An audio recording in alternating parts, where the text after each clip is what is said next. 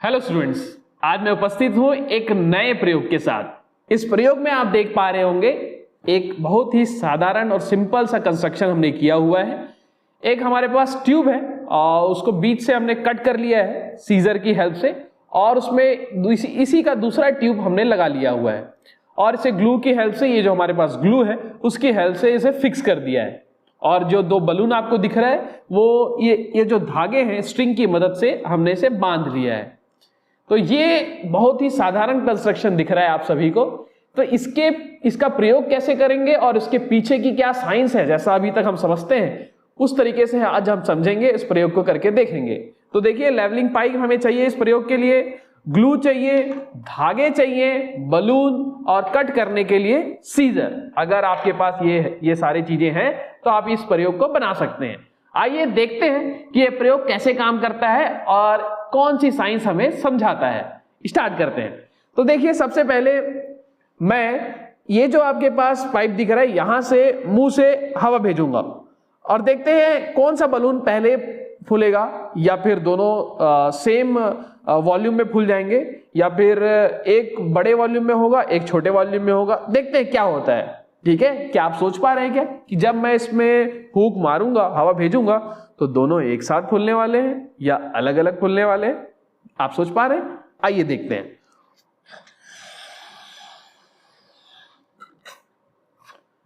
आप सभी देख पा रहे हैं कि ये जो आपके पास यहां पर मैंने होल किया है, इधर हवा इधर भी जा सकती है, हवा इधर भी जा सकती है। यानी कि जब मैं इस पे हवा भेज रहा था तो वो दोनों तरफ ही जाना चाहिए था, लेकिन हवा एक साइड ही चला गया है। ऐसा क्यों?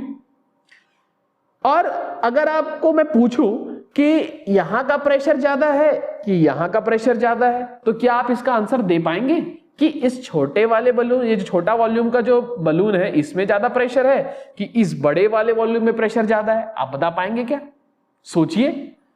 देखिए, अगर आपको मैं इसको प्रेस करके दिखाऊं, ये देखिए मैं इसको प्रेस कर रहा हूं, लेकिन ये कनेक्टेड है, यहां से आप देख पा रहे हैं बिल्कुल कनेक्टेड है। आप देखिए इसे, ये यहां से कनेक्टेड है। अगर मैं इसको प्रेस करूं तो देखिए, इसको मैं प्रेस कर रहा हूं, आपको दिख पा रहा होगा, ये मैं प्रेस कर रहा हूं, लेकिन हवा जो है इधर नहीं जा रही है।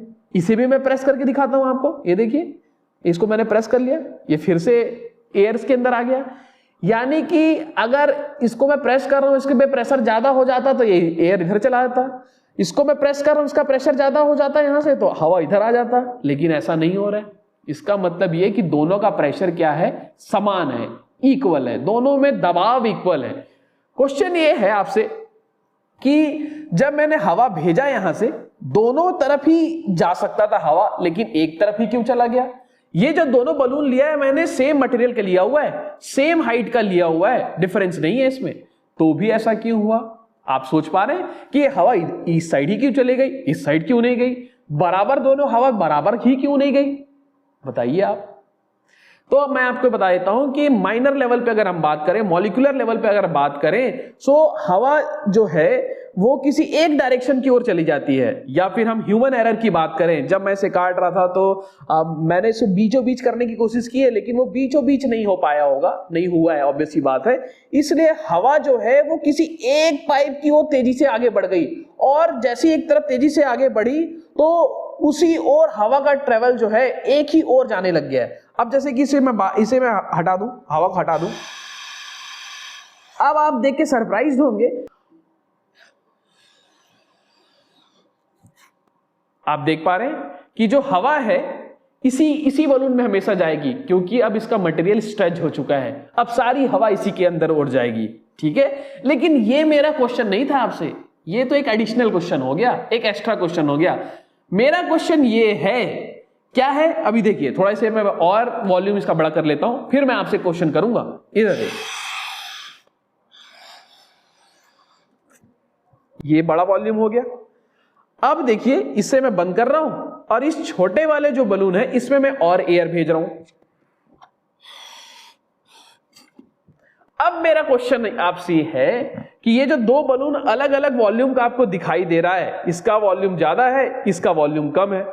क्वेश्चन मेरा ये है कि, और देखिए ये दोनों कनेक्टेड हैं, अगर ये इस बड़े वाले बलून पे मैंने फिंगर रख के इसे बंद किया हुआ है, अगर मैं इसे छोड़ दूं तो ये कनेक्टेड हो जाएंगे? तो आपको ये बताना है कि जो हवा है इस बड़े बलून से छोटे बलून की ओर जाएगा या इस छोटे बलून से बड़े बलून की ओर जाएगा। आप सोच के बताइए क्या जाएगा, क्या होगा आपका आंसर। या फिर ये भी आपके पास ऑप्शन है, ये भी विकल्प है आपके पास कि दोनों सेम वॉल्यूम के हो जाएंगे। बताइए कि बड़े वॉल्यूम से छोटे वॉल्यूम में जाएगा, कि छोटे वाले वॉल्यूम वाले बलून से बड़े वॉल्यूम में जाएगा, कि दोनों का वॉल्यूम इक्वल हो जाएगा। बताइए, करके देखें इसे, आइए करके देखते हैं। तो आप सभी ने देखा कि छोटे वाले बलून से आपका जो हवा है, एयर है, वो बड़े वाले बलून की ओर चला गया।